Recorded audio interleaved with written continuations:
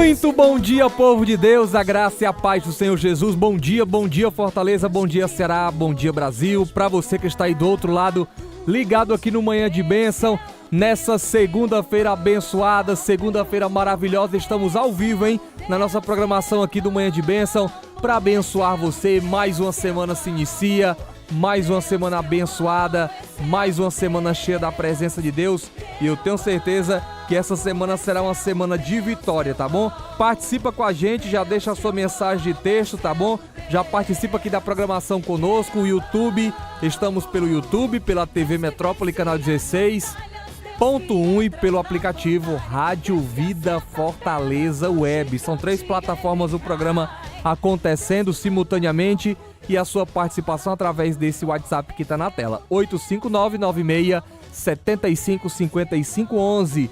Hoje, segunda-feira, dia 10 de fevereiro de 2025. Estamos ao vivo aqui na programação para abençoar você com as reflexões da Palavra de Deus com o pastor Márcio Prado, Palavra de Deus, e também as respostas, conselhos, direcionamento da Palavra de Deus com o nosso pastor Márcio Prado. Eu quero mandar um abraço para você que esteve ontem na igreja, tá bom? No Ministério Nova Vida Sede Vila Peri, em Maracanaú, nas congregações do Ministério Nova Vida. Você que esteve na sua igreja, na sua congregação com o seu pastor, bênção de Deus. Ontem foi tremendo, o céu na terra, os 3 cultos poderosos para a glória de Deus, tá certo? Foi uma bênção, tá bom? E essa semana tem muita coisa boa para acontecer, a semana apenas está começando, tá certo? Vamos já aos conselhos, às respostas, a orientação de Deus com o nosso pastor Márcio Prado, e daqui a pouquinho nós estamos de volta. Pastor, fui traída e resolvi me separar, pois não foi a primeira vez. E sei que não seria a última. Estou sendo criticada porque pedi o divórcio. Na igreja a qual estou, dizem que não poderei me casar de novo, pois estarei em pecado. Esse absurdo aí, essa idiotice, isso vem sendo pregado há mais de 40 anos 50 anos aqui no Brasil. Quando eu me converti, esse conceito idiota, né? Esse conceito idiota já existia. E eu fico preocupado por algumas razões. A primeira é porque as pessoas banalizam, superficializam o sacrifício de Jesus na cruz do Calvário.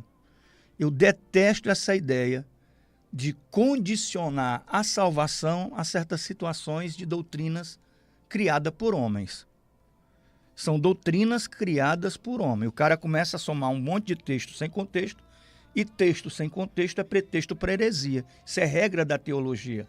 Texto sem contexto é pretexto para heresia. Então o cara pega um texto daqui isolado, pega outro daqui, pega outro daqui, pega outro de lá, pega do Antigo Testamento, do Novo Testamento, tal e tal, né? Pega um contexto de uma igreja primitiva, de uma igreja primitiva, e quer usar no sentido literal, né?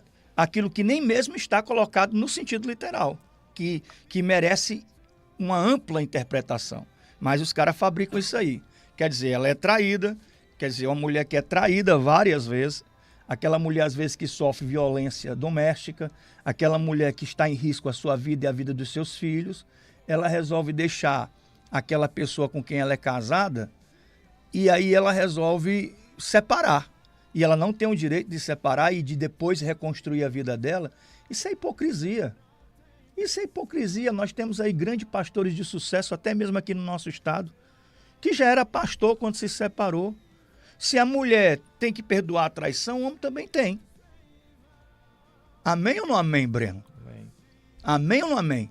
Se a mulher tem na Bíblia, a obrigatoriedade de perdoar uma traição ou perdoar várias e várias traições, se a mulher na Bíblia tem essa obrigatoriedade de perdoar, o homem também tem.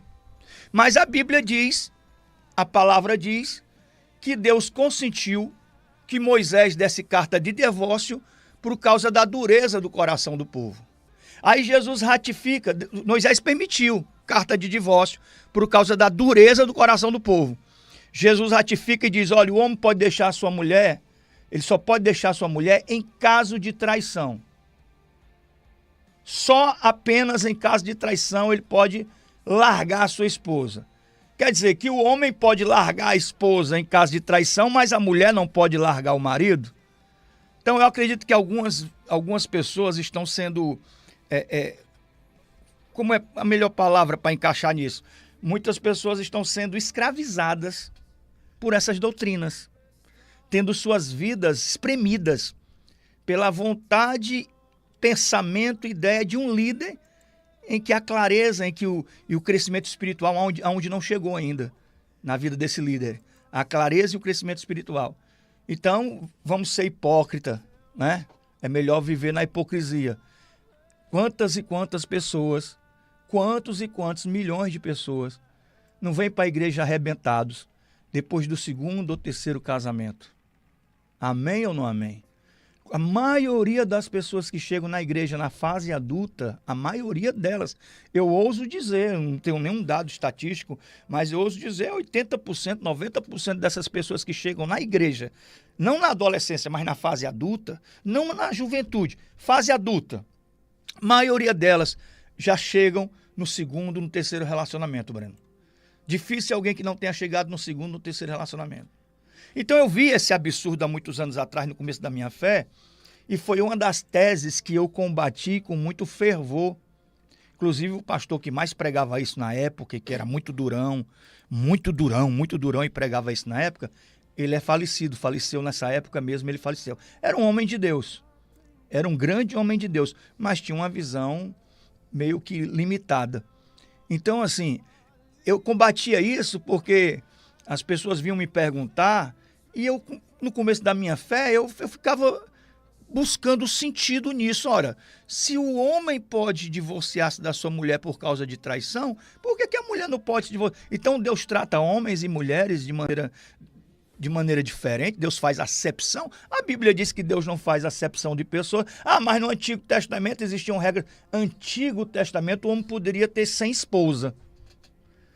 Davi teve mais de 80 filhos e teve várias esposas e concubinas. Davi, em nenhum momento ele se tornou um homem desaprovado por Deus por isso. Por isso. Em nenhum momento ele se transformou em um homem desaprovado por Deus por essa razão, de ter muitas esposas e concubinas. Então, hoje o contexto é diferente. Nós não estamos mais na dispensação da lei, nós estamos na dispensação da graça. Ok? Não é mais a cultura, as regras daquele tempo passado. É as regras de hoje, do Novo Testamento. E eu acredito em um Deus que não faz acepção de pessoas. Alguém me pergunta, pastor, uma mulher pode liderar uma igreja? Claro que pode. Nós temos uma grande pastora no Brasil, que eu acho que ela até hoje está pregando com muito vigor. A minha esposa até é seguidora dela, que é a Valnice... Bilhões, não sei. Alguém vê o nome direitinho pra mim aí? É a Valnice, eu esqueci o... Milhomes, alguma coisa assim. Milhomes, é. Ela é muito antiga aqui no Brasil e uma grande líder, uma igreja grande, uma sede em Brasília, e é uma líder. Deus levantou no Antigo Testamento, nessa época do Antigo Testamento, Deus levantou uma mulher e deu a ela a maior autoridade sobre o povo, juíza, numa época que não tinha reis. Numa época em que não existia reis, Deus levantou Débora para ser juíza e governar homens e mulheres. E Débora era uma mulher. E Deus a levantou como juíza, numa época que não existia reis. E ela foi uma grande líder. É só você ir lá conferir no livro dos Juízes. Então, eu acredito que Deus não faz acepção de pessoas. Ninguém é obrigado a ficar com uma pessoa por causa de uma regra de doutrina criada por homens. Se você não voltar... A banalização do sacrifício na cruz é porque há uma chantagem. Se você não voltar para o seu antigo marido, se você não voltar para a sua antiga esposa, tá vendo que isso não faz sentido? Você vai para o inferno.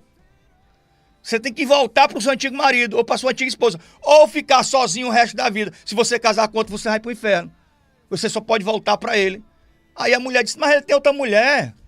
Ela tem um bocado de filho com outra mulher, tá vivendo lá com ela feliz. Como é que eu vou voltar para ele? Então você tem que ficar sozinha. É o cara dizer assim, não, cara, a mulher com quem eu me separei, ela já tá no segundo casamento. Eu vou ter que voltar para ela, no terceiro casamento, vou ter que voltar para ela. Ela já tá vivendo com outro homem, já tem filho com ele, como é que eu vou voltar para ela? Então você vai ter que ficar sozinho. Tá vendo que é uma coisa completamente sem lógica, irracional, né? Mas tem gente que prega isso, tem gente que acredita nisso e vive uma vida bitolada, sofrida, oprimida, com uma pessoa que você não é feliz, uma vida estrangulada de sofrimentos e lutas, porque alguém disse que você é obrigado a ficar com essa pessoa. Porque se você não ficar com ela, ou se você... Aí você pode ficar sozinho. Mas se você quiser reconstruir sua vida, você não pode. Isso é um verdadeiro absurdo de hipocrisia. E diga uma coisa, eu não sei qual é a igreja dela, mas deve ser aqueles ministérios que o cara se autoconsagra para. Não tem isso, né? O cara, mesmo ele se faz pastor, né? O cara se faz pastor e ele mesmo começa a criar essas normas para manter o povo preso a ele, né? Então, irmã, você não é obrigado a ficar com ele, tá? Por causa das traições. Se você não aguenta mais as traições, os sofrimentos, os maus tratos, você pode reconstruir sua vida, mas eu te aconselho em nome do Senhor Jesus. Eu te aconselho em nome do Senhor Jesus, vou falar pela terceira vez. Eu te aconselho em nome do Senhor Jesus você lutar pelo seu casamento. Eu te aconselho você lutar pela libertação do seu esposo. Eu te aconselho você lutar pela sua família, pelos seus filhos. Lutar, perseverar, pagar o preço, porque a glória da segunda casa vai ser maior do que da primeira. Eu te aconselho porque a Bíblia diz que Deus é Deus que odeia o divórcio. Você já pensou Deus odiar? Uma das coisas que Deus odeia é o divórcio, que Deus detesta é o divórcio. Então, se o divórcio é uma coisa que Deus odeia, é porque o divórcio é algo muito ruim, Cristinei. O divórcio é algo traumatizante. O divórcio é uma situação que às vezes deixa feridas que a vida toda elas não conseguem cicatrizar. As pessoas sangram a vida toda. Os filhos são as maiores vítimas do divórcio. São os filhos. São os filhos. Você não sabe o quanto é complicado para um filho ver seu pai e sua mãe, um indo morar num lugar, outro indo morar no outro, reconstruir a vida com uma pessoa, o outro reconstruir a vida com outra pessoa.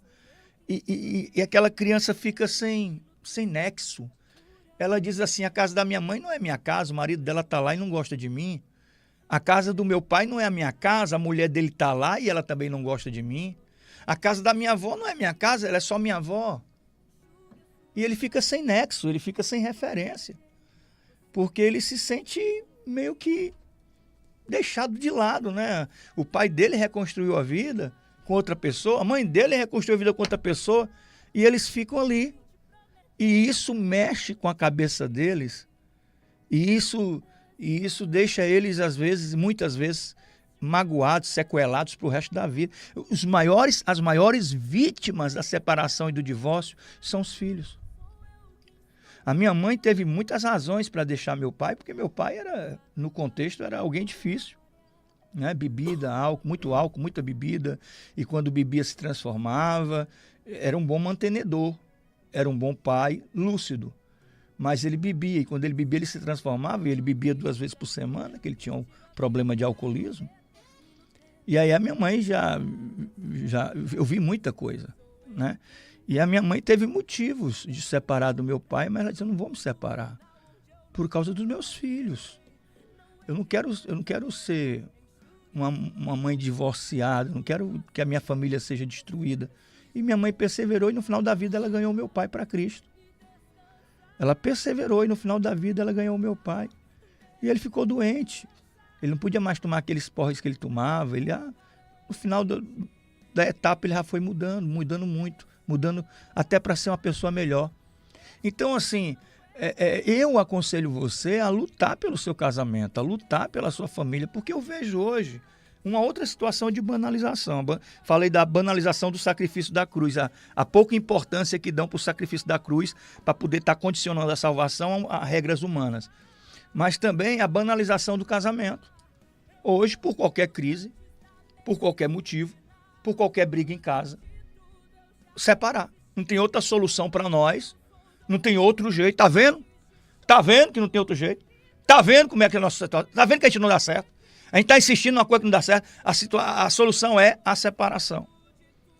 Então, eu aconselho você a acabar com isso. tá? Lutar pelo seu casamento. E o problema nas traições recorrentes do seu marido é que ele pode ser um homem viciado em prostituição, ele pode ser uma pessoa oprimida que precisa de cura e libertação nessa área. E aí a gente deve deixar de lado, quando a gente se depara com uma situação dessa, as nossas mágoas, nossos ressentimentos. A gente tem que deixar isso de lado, porque a nossa vida não pode ser governada pelos sentimentos. Eu não posso governar a minha vida pelo que eu estou sentindo. Às vezes o que eu estou sentindo não tem nem correspondência com a realidade. Às vezes você pensa uma coisa, você sente uma coisa que não tem nada a ver com a realidade. Você imagina, sua mente é uma usina de fabricação de pensamentos aleatórios e bestas. Então você fica imaginando isso, imaginando aquilo, criando cenários aqui, criando cenários ali, e isso não tem nada a ver com a realidade, é só coisa do seu pensamento e da sua emoção. E eu não posso, nem você, deixar que a vida seja governada pelas emoções, sendo que a gente tem um propósito maior na vida. Eu não posso ser vencido pela raiva, eu quero ganhar minha família. Eu não posso desprezar as pessoas que eu amo, então ganhar mesmo que elas se voltem contra mim. Mesmo que elas falem coisas horríveis para mim. Mesmo que elas sejam problemáticas e difíceis para a gente conviver com elas. Eu vou orar e vou amar minha família e vou lutar pela libertação da minha família. Agora eu vou usar as estratégias de Deus. Então eu acho que uma esposa que ela é crente de verdade e ela tem um marido que tem problemas de vício na droga, no álcool, nessa questão da prostituição, se ela tem visão espiritual, ela diz assim, eu vou lutar pela libertação do meu marido, que isso aí nele é uma escravidão. Isso aí são cadeias do inferno na vida dele, espírito de prostituição na vida dele. Eu vou lutar pela libertação dele. Então ela não vai viver magoada, ofendida. E eu cito até o exemplo de Abigail, em 1 Samuel, no primeiro livro do profeta Samuel, no capítulo 25, em que a Bíblia define Abigail como uma mulher bonita, sensata, formosa, mesmo vivendo com um homem maligno. Ora, o que é conviver com um homem maligno? Entende-se que Abigail era maltratada, era judiada, era desprezada, mas Abigail tinha uma personalidade muito forte e diz, eu não vou me tornar refém da maldade dele. Eu não vou aceitar viver magoada, ofendida. Ela disse ele que se vire para lá, eu vou viver minha vida. E se cuidou. Tanto é que a Bíblia diz que ela era bonita e formosa, e ele, um homem da casa de Caleb, maligno nas suas ações. Preste bem atenção, maligno nas suas ações. Abigail era tão especial que quando Nabal morreu, Davi tomou para ser sua esposa. Davi tomou Abigail para ser sua esposa, porque ela era formosa, sábia, inteligente e era uma mulher de Deus. Então, assim, ela não permitia que a maldade dos outros viesse lhe contaminar, envenenar seu coração. Ela não permitia isso. Entendeu? Então, às vezes, eu acho que a gente perde muita coisa porque, em vez da gente estar lutando por um propósito maior, a gente vive ofendido. Em vez da gente estar lutando por um propósito maior, a gente vive magoado. Em vez da gente estar lutando por um propósito maior, a gente vive triste, decepcionado, frustrado e vive alimentando esses sentimentos. Porque eu posso lutar contra a doença ou eu posso alimentar a doença. E tem pessoas que alimentam suas doenças, suas paranoias, suas psicoses, seu ciúme doentio. Tem pessoas que alimentam isso. E tem pessoas que lutam contra isso. Né? Então, se eu tenho um propósito maior, eu vou abrir mão dos meus sentimentos, da minha raiva, da minha ira, da minha decepção, eu vou abrir mão aí do meu rancor e eu vou lutar por esse propósito maior. Ah, pastor, mas eu deixei de amar meu marido. Ora, amar é algo que você decide. A gente foi muito, e tem sido até hoje, muito contaminado. Né? Agora, com o advento das redes sociais, mais contaminação ainda. Eu vejo tantas pessoas, Breno, com a fé contaminada. A fé completamente contaminada por esses especialistas que existem no YouTube. O cara não é nada, o cara caiu do nada. Ele desce no YouTube, é bom de arte, começa a fazer vídeo de profecia. De repente o cara tem milhões de pessoas por causa das profecias que ele faz, sendo que ele não tem história, ele não tem vida com Deus, sabe? Ele não tem um roteiro, ele apenas inventou isso para ganhar dinheiro no YouTube e deu certo. Tá entendendo? Um monte de gente segue aquilo ali e não entende, não tem discernimento. Né? E aí muita gente pregando besteira, contaminando a fé. É por isso que a gente vê hoje. A Bíblia diz, no final dos tempos, muitos apostatarão da fé. No final dos tempos, muitos vão abandonar a fé. Muitos, não poucos, muitos vão abandonar a fé no final dos tempos. O amor de muitos se esfriará. E eu não sei se os outros pastores percebem, mas eu percebo isso. Que as pessoas estão muitas vezes lotando os auditórios, mas elas não querem ser fiéis. Não é fiel no dízimo, não é fiel na oferta, não faz voto, não trabalha para Jesus, não faz nada. E ele acha que está tudo bem. E para ele está tudo bem mesmo. Porque não querem aceitar esse processo de desconstrução, não querem acreditar e confiar na palavra de Deus, porque a fé já foi contaminada. Porque alguém falou, nessas besteiróis que existem aí na internet, alguém falou que o dízimo não é bíblico. Alguém foi falar isso, que o dízimo não é bíblico. E essa coisa dos pastores, e falar dos pastores, pastor tem isso, pastor tem aquilo outro e tal, contaminando o povo. Contaminando o povo. O objetivo disso é contaminar a fé das pessoas. Porque Deus abençoa a pessoa por a sua fidelidade, embora o sacerdote tenha uma conduta irregular, Deus não vai abençoar aquela pessoa por causa do sacerdote, vai abençoar por causa da fidelidade dela.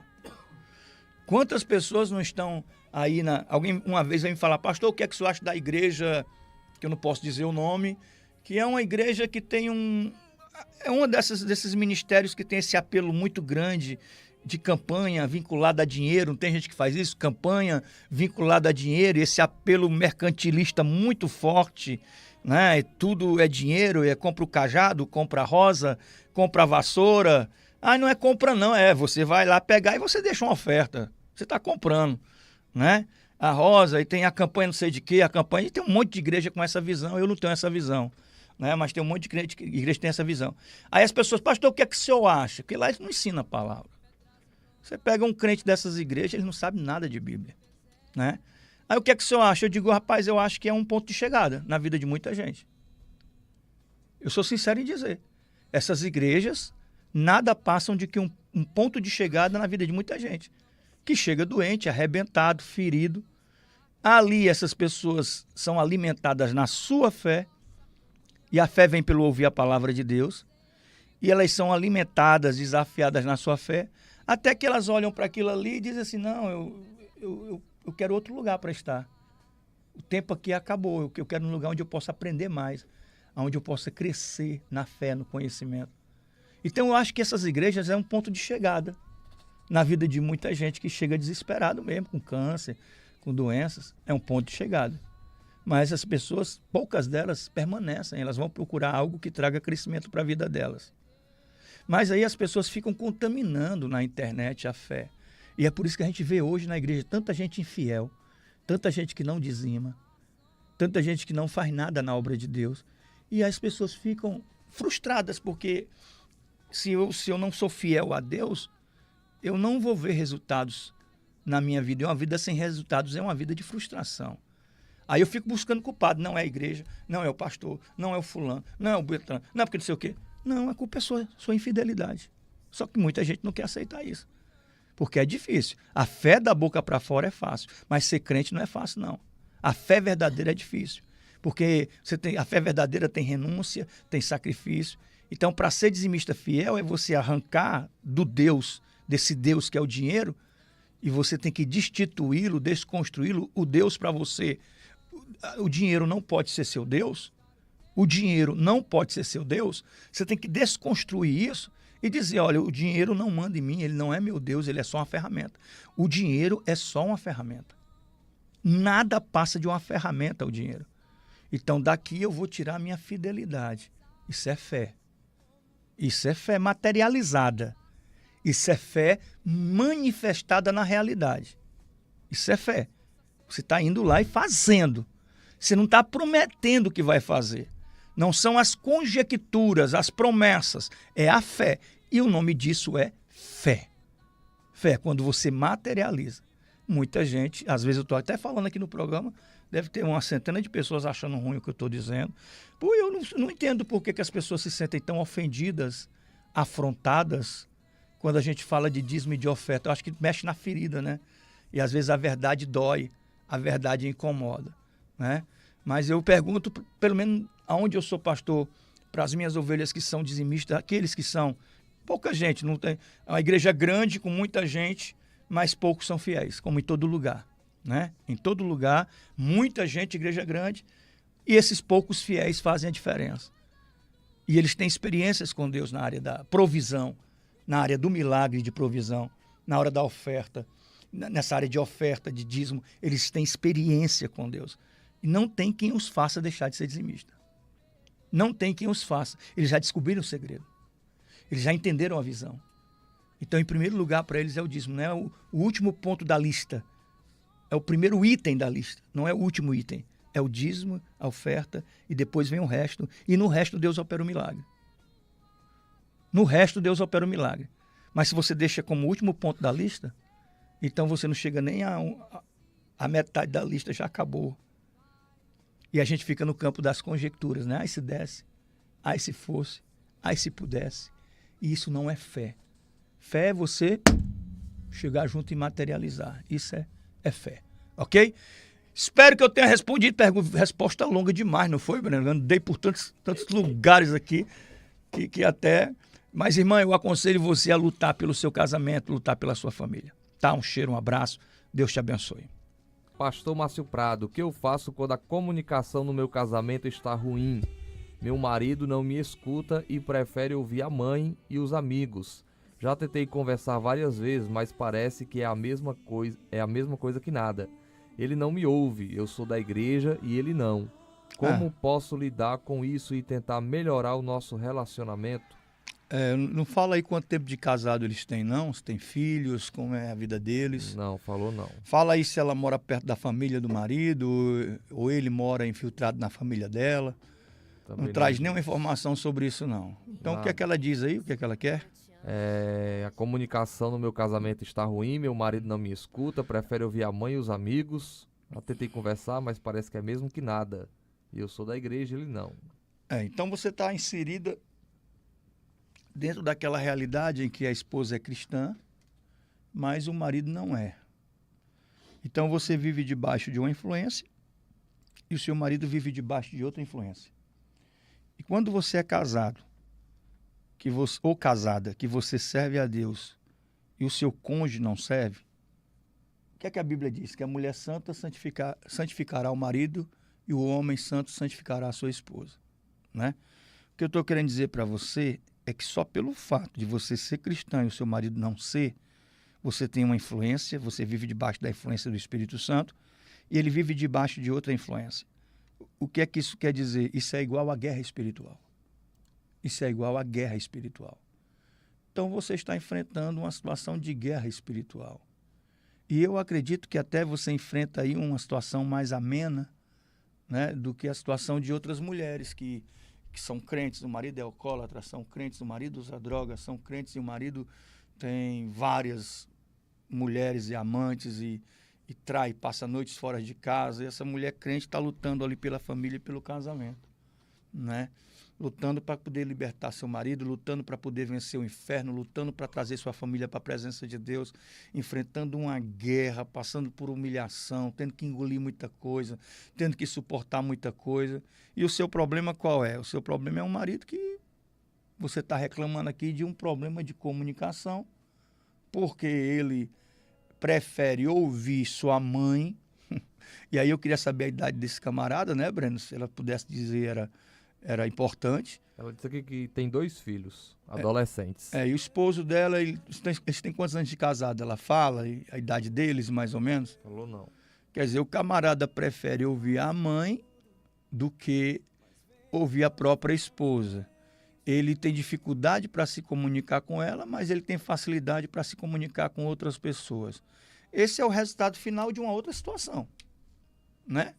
Isso aí é o resultado final de uma outra situação. O que levou o casamento deles a ficar assim, né?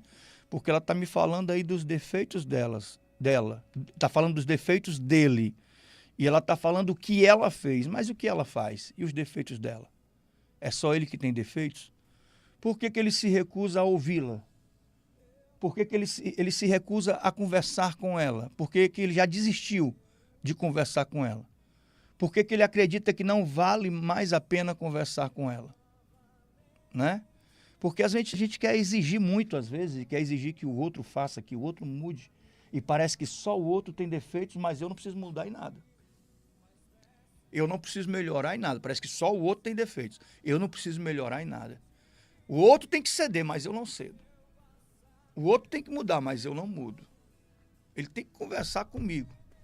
Embora, entre aspas, né, não sei se é essa a situação, embora eu seja uma pessoa de difícil conversa, né?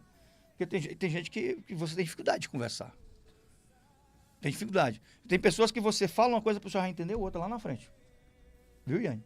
Você fala uma coisa aqui e a pessoa já entendeu, ela já chegou a outra conclusão, que não tem nada a ver com aquilo que você está falando. Mas ela já acha que é uma indireta, ela já acha que é isso, ela já acha que é aquilo. Então, existem pessoas que é difícil você conversar e manter um diálogo com essas pessoas, porque elas entendem tudo errado. Às vezes, a mulher não tem maturidade para ouvir, começa a ouvir, já começa logo a brigar. Então, existem muitos outros fatores que estão interferindo nesse relacionamento na parte do diálogo. Agora, se ele prefere ouvir a família e vai buscar conselhos e refúgio com a mãe, com a família, ele é imaturo. Ele não cortou o cordão umbilical ainda, né? Eu posso até pedir conselho para minha mãe, eu posso até conversar com a minha mãe, mas eu só vou procurar a minha mãe para passar um problema em último caso. Em último caso, todo probleminha, crise que houver no casamento, liga para a mãe. Mamãe, ele chegou tão tarde ontem, mamãe, ele fez isso, mamãe, ele foi grosseiro comigo, mamãe, não sei o quê, mamãe, não sei o quê, mamãe, não sei o quê, mamãe, não sei o quê. Depois o casal tá numa boa, o cara tá lá na casa da sogra e a sogra de cara feia com ele. A filha perdoou, o casal se reconciliou ali, o love e tal, o amor, depois da briga, né, vem aquele momento lá e tal. O casal se reconciliou, mas a sogra ficou com aquela antipatia pelo genro, envenenada contra o genro, e ela foi envenenada pela própria filha. O cara fala tão mal da mulher dele para a família dele, que a família está toda envenenada contra ela. De repente ele está de boa com ela, vai para o aniversário, para uma festa, o pessoal começa a tratar ela de maneira áspera, aí ele fica revoltado. Por que vocês estão tratando minha esposa desse jeito? Ele que contaminou. Ele que contaminou. E a gente contamina quando a gente fala aquilo que não é para falar, a gente contamina quando a gente expõe nossos problemas para as pessoas erradas, ou para quem não tem condição. Eu nunca falo o meu problema para quem não pode resolver. Toda vez que eu vou conversar sobre um problema meu, eu converso com alguém que possa resolver esse meu problema. Mas eu não vou falar das minhas lutas, dos meus problemas, para quem não pode resolver. Então, assim, os casais precisam alcançar maturidade e não ficar envolvendo a família nas suas crises e nos seus problemas. Tudo que acontece, a Iane vai lá falar para a mãe dela. Tudo que acontece, a Iane vai lá falar para o pai dela. Tudo que acontece, o Breno vai lá reclamar com a Conceição. Cara, a vida vira um inferno e quem está proporcionando isso é você, né? O causador disso é você, entendeu? E aí fica inflamando a família, sendo que o casal aí depois se parte com a reconciliação e o love, o amor e tal. Para eles está tudo de boa, mas a família está lá envenenada contra eles, né? Então tem que acabar com esse negócio de ficar envolvendo a família nos seus problemas, envolvendo a família nas suas crises, né? Meus filhos casaram, o Israel casou, a Mariana casou, e eu tenho certeza que eles estão vivendo as fases, as etapas, as crises, os problemas que afetam a vida de todo casal. Amém ou não amém, Breno? Amém. Mas eles não trazem nada para mim. E se eu perguntar, eles nem falam, nem respondem. Eu acho que eles ouviram eu falar isso a vida inteira, né? Que eles não trazem nada para mim. Assim como um casal jamais pode envolver seus filhos nas suas brigas, nos seus conflitos, e usar esses filhos como arma. Tanto o homem como a mulher. A mulher usa a filha como arma para atingir o marido. O marido usa a filha como arma para atingir a mulher. Eles não sabem resolver suas crises, seus problemas, só os dois.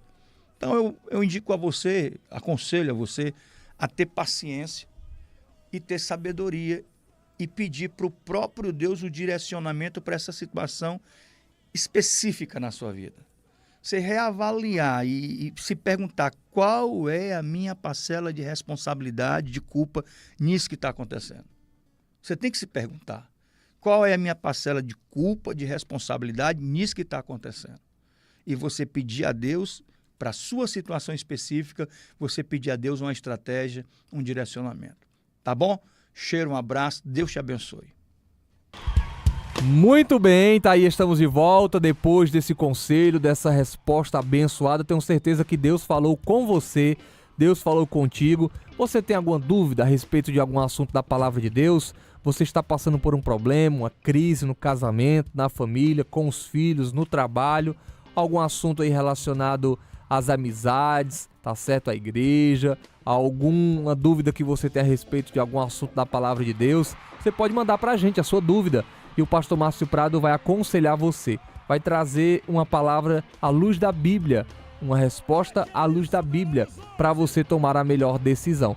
A decisão é sua, a escolha é sempre sua, você que tem que tomar essa decisão. Mas aí você ouve, você vai escutar uma resposta, um conselho do pastor Márcio Prado, tá bom? Então, se você está passando uma crise, um exemplo, o casamento não anda bem, se está com crise no casamento, aí você pode mandar, escrever pra gente aí a sua pergunta, a sua dúvida, e o pastor Márcio Prado responde você. Se o assunto for delicado, você não quiser se identificar, você pede para não ser identificada ou identificado, e aí nós vamos preservar aqui o seu nome, não vamos falar quem é você. Vamos contar a sua história, o que você está passando para receber um conselho, mas não vamos citar aí o seu nome, não vamos expor você, tá bom? Então você manda através desse WhatsApp que está na tela, 859-9675-5511. Você manda aí o seu WhatsApp com a sua dúvida, com o seu questionamento, e você vai ter uma resposta do pastor Márcio Prado, tá bom? Então manda pra gente aí, pede oração também, o WhatsApp tá na tela para você mandar mensagens, para você participar conosco, tá certo? Faz isso aí. E agora nós vamos com a pregação da palavra de Deus. Deus tem uma mensagem ao seu coração. Tenho certeza que Deus vai falar contigo através dessa palavra. Não deixa ninguém distrair você. Atenção, porque é palavra de Deus, resposta para você no dia de hoje, segunda-feira, tá bom? Daqui a pouquinho estamos de volta. E sendo Deus, ele fez semelhante, se tornou semelhante a mim e a você. E achado na forma humana, ele se esvaziou. Diz aí para quem está perto de você, a matemática de Deus é diferente da matemática dos homens. Alguém está me ouvindo? A matemática de Deus é diferente da matemática dos homens. Os homens mais com mais dá mais. A matemática de Deus não, o menos dá mais. Quanto mais você se diminui, mais Deus te exalta. Quanto mais você se esvazia de você mesmo, mais Deus te enche da presença dele. Amém ou não amém? Na matemática de Deus é descendo que você sobe, e é subindo que você desce. Alguém está me ouvindo aqui? Olha para cá. Jesus se humilhou, achado na forma humana, ele se humilhou e foi obediente até a morte, e morte de cruz. Alguém está me ouvindo aqui? Como é que o orgulhoso obedece a Deus? Uma pessoa cheia de vontade. O orgulhoso não consegue obedecer, o orgulhoso não consegue ser fiel, o orgulhoso só faz a vontade dele, só faz aquilo que ele quer fazer. Não consegue submeter a sua vontade à vontade do Senhor, porque é orgulhoso demais. Não existe humildade no coração do orgulhoso. E como não existe humildade, não existe também a obediência, a submissão. Olha para mim, olha para cá. Jesus foi obediente, e obediente até a morte, e morte de... obediente até a morte, morte de cruz. Como consequência da humildade e da obediência, veio a providência de Deus. Então Deus o exalta soberanamente, e lhe dá um nome que está acima de todo nome. Acima de todo nome no céu. Então você chama aí todos os anjos pelo nome, acima de todo nome. E olha como Jesus e o Pai são uma só pessoa. Olha aí, como é que Deus iria dar um nome para o Filho que é superior ao nome dele? Amém ou não amém? Qual é o nome de Deus? O nome de Deus é Jesus, irmão. Alguém está me ouvindo aqui? É o único nome conhecido. O nome de Deus são 4 consoantes que não se juntam. São 4 letras que não conseguem se juntar. São 4 consoantes. O mais próximo que encontraram foi Yahvé, Jeová. Mas esse não é o nome original de Deus, porque o nome original de Deus está em oculto, porque o nome de Deus é Jesus. Deus lhe deu um nome que está sobre todo nome, para que ao nome de Jesus se dobre todo joelho no céu, todo joelho no céu, na terra e debaixo da terra, e toda língua confesse que Cristo Jesus é o Senhor, para a glória de Deus Pai. Alguém pode glorificar o Senhor por isso? Fica de pé. Fica de pé, irmão. Diz assim: sinto muito. Fala para quem está perto de você. Vocês estão difíceis para mim. Sinto muito, diz aí. Deus te trouxe aqui para te dizer que você não é essa Coca-Cola toda que você está pensando, não. Amém ou não amém? Que o segredo das tuas vitórias e conquistas, e das promessas que um dia se cumprirão, e das mudanças que Deus vai trazer sobre a sua vida, sobre a sua casa e sobre a sua família, o segredo está quando você descobrir o valor da humildade. Como é importante ter um caráter, um coração revestido de humildade. Quando você descobrir o segredo da obediência, e obedecer a Deus não é fácil. Eu já disse aqui outras vezes, a oração, você sabe qual é a oração mais poderosa que existe? Olha para cá, você sabe qual é a oração mais poderosa que existe? É aquela que você diz: Senhor, que seja feita a tua vontade menos a minha. Que seja feita a tua vontade e não a minha. Essa é a oração mais poderosa que existe. É quando você entrega seus conflitos, suas guerras, suas lutas. Será que tem algo que alguém tenha levado de você que Deus não tenha poder para te devolver 1000 vezes mais, irmão? Pergunta isso aí para quem está perto. Será que tem algo que alguém tenha levado de você que Deus não possa te devolver 1000 vezes mais? Ah, pastor, porque lá na empresa que eu trabalho puxaram o meu tapete. Glória a Deus. Amém ou não amém? É, pastor, mas eu fui colocado para fora do emprego. É porque Deus vai abrir uma porta melhor e maior. Todas as coisas cooperam, colaboram para o bem daqueles que amam a Deus. Todas as coisas cooperam e colaboram para o bem daqueles que amam a Deus. Ai, pastor, meu noivado acabou, eu vou morrer, minha filha. Já disse isso aqui no altar. Minha filha, glória a Deus, foi livramento. Deus tem algo muito melhor para a sua vida.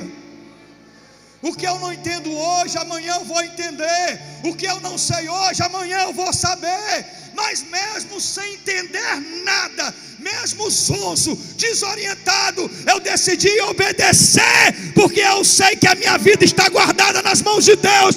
Alguém está me ouvindo aqui?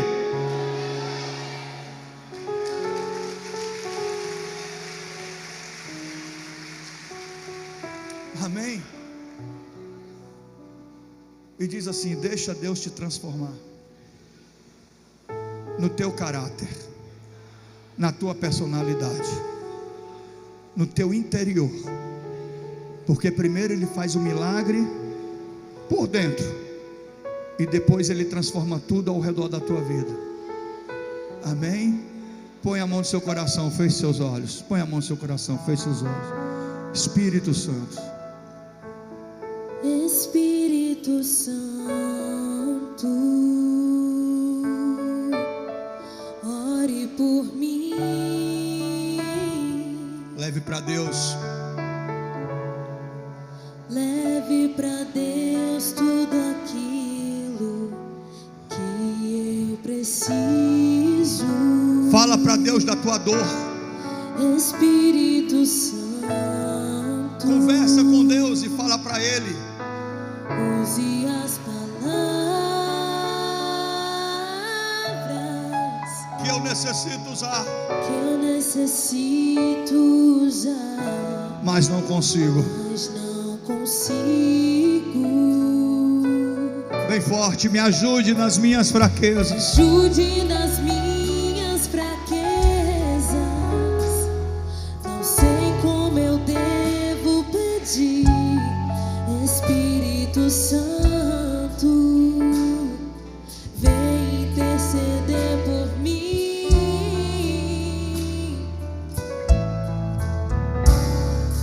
Todas as coisas que operam para o bem daqueles que amam a ti, Espírito Santo,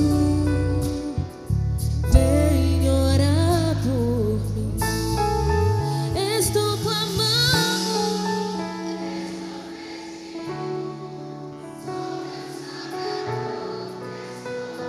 Sentindo.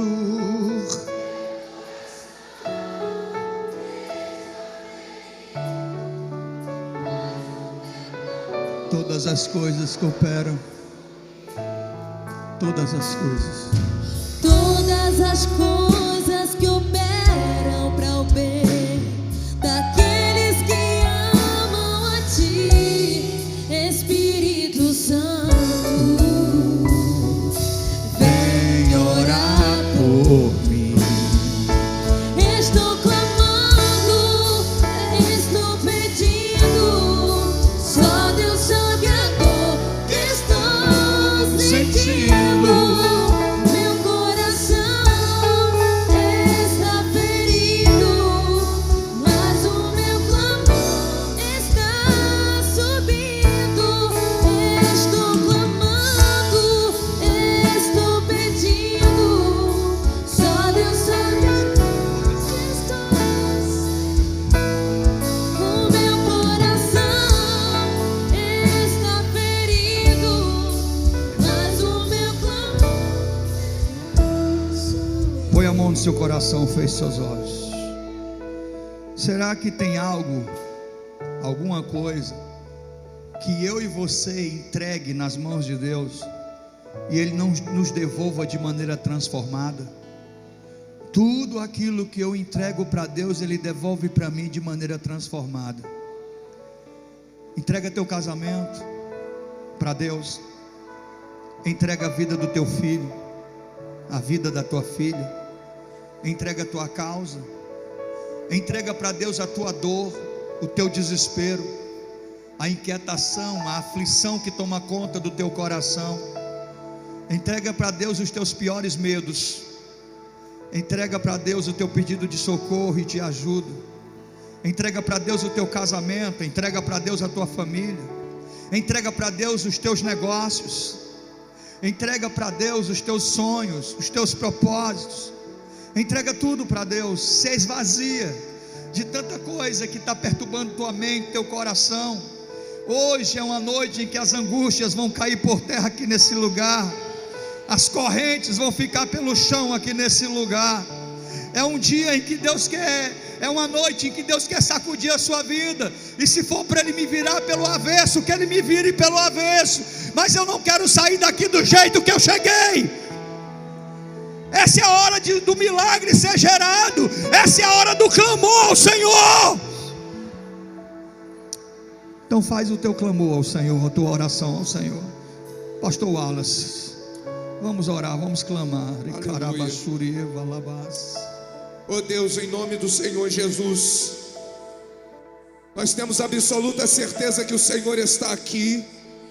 A tua glória, ela é real. A tua presença, ela é perceptível neste lugar. E nós viemos aqui atraídos pela tua glória, atraídos pela tua presença, porque não existe absolutamente nada, absolutamente nada que o Senhor não tenha condições de resolver, de fazer, de chamar à existência. A tua palavra, ela é poderosa. poderosa, o Senhor é grande, eterna é a tua bondade, e nós cremos que o Senhor está aqui nessa noite. Por isso nós derramamos a nossa vida no teu altar.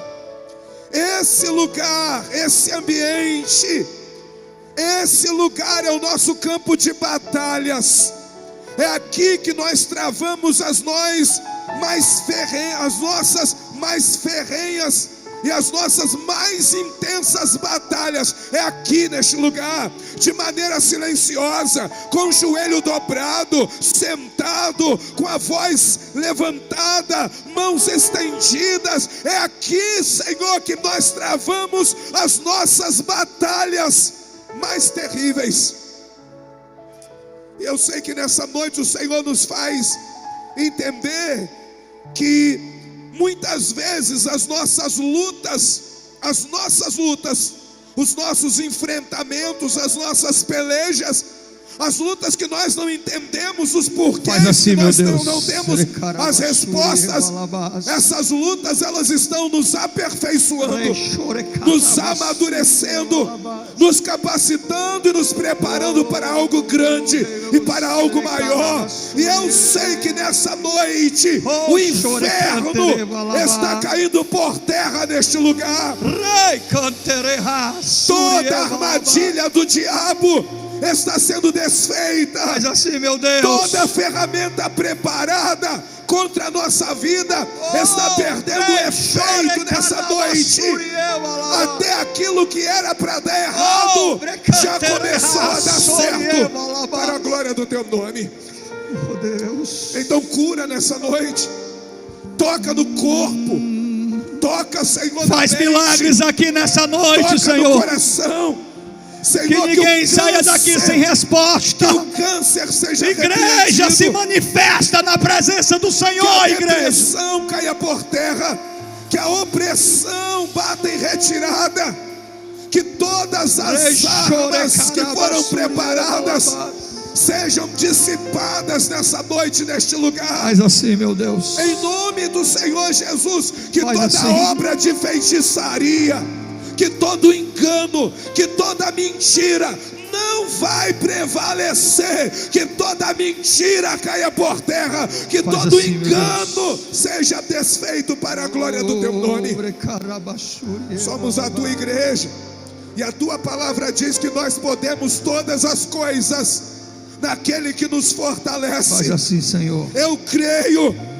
Todas as coisas contribuem para o bem daqueles que amam a Deus, daqueles que são chamados segundo o seu propósito. E eu sei no nome do Senhor Jesus assim, Senhor, que o Senhor trará no lugar da luta, no lugar da vergonha, o Senhor trará dupla honra para a glória do teu nome. Aleluia. No lugar da oh, glória! O teu nome será glorificado. Oh, então glória, nos ajuda Jesus, a perseverar, a continuar, Senhor, a ser fiel. Vem, Espírito Santo, nos ajuda a continuar. Derrama da tua glória sobre nós, adorando, glorificando o teu nome. Em nome do Senhor Jesus, nos ajuda a entender que cada glória, que cada louvor que sai da nossa boca faz o inferno ser abalado para a glória do teu nome. Aleluia! Eu não tenho dúvidas que enquanto glorificamos o teu nome, enquanto a tua igreja te adora, enquanto a tua igreja glorifica a ti, um terremoto está acontecendo agora nas regiões celestiais. O Senhor já liberou anjos para pelejar em favor da igreja. Em nome do Senhor Jesus, essa noite é uma noite marcada para a glória do teu nome. Visita leito de hospitais agora. Visita, Senhor, que cirurgias sejam canceladas, que cirurgias sejam canceladas, e que o teu nome seja glorificado nessa noite. Nós engrandecemos a ti. Tu és o grande eu sou.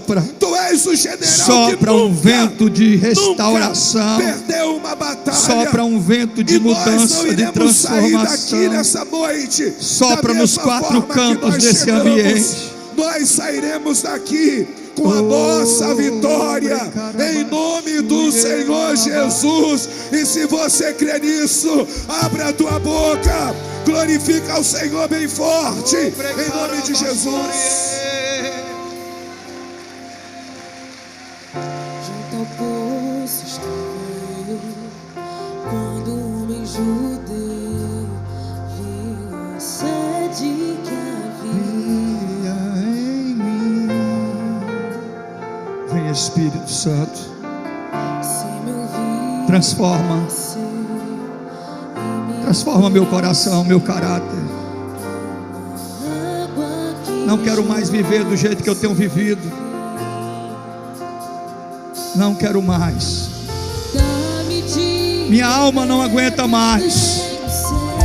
Eu não aguento mais. Quero mais buscar em outras fontes. Oh Deus, Não precisarei aqui voltar pra minha sede saciar. uma vez, Uma vez que eu já ouvi teu falar. levante suas mãos pro alto, bem forte. Me esperou a fonte da vida. És o dom de Deus, o Messias, o meu Salvador.